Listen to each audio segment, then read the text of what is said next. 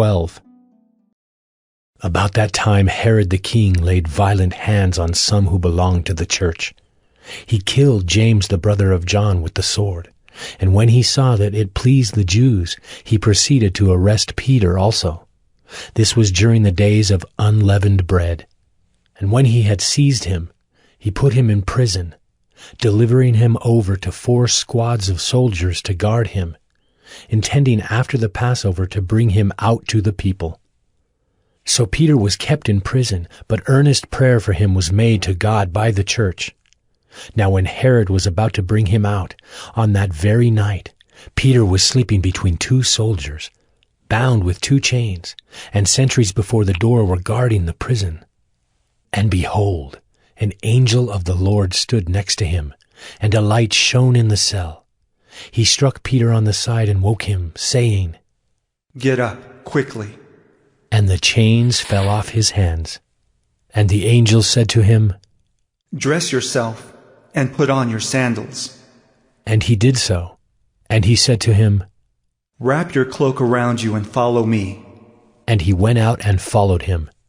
He did not know that what was being done by the angel was real, but thought he was seeing a vision. When they had passed the first and the second guard, they came to the iron gate leading into the city.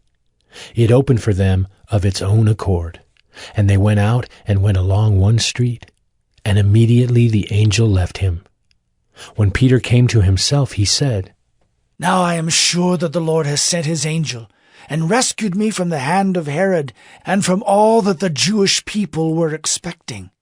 When he realized this, he went to the house of Mary, the mother of John, whose other name was Mark, where many were gathered together and were praying. And when he knocked at the door of the gateway, a servant girl named Rhoda came to answer. Recognizing Peter's voice, in her joy she did not open the gate, but ran in and reported that Peter was standing at the gate. They said to her, "You are out of your mind." But she kept insisting that it was so, and they kept saying, "It is his angel." But Peter continued knocking, and when they opened, they saw him and were amazed.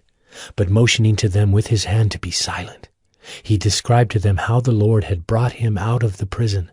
And he said, "Tell these things to James and to the brothers." Then he departed and went to another place.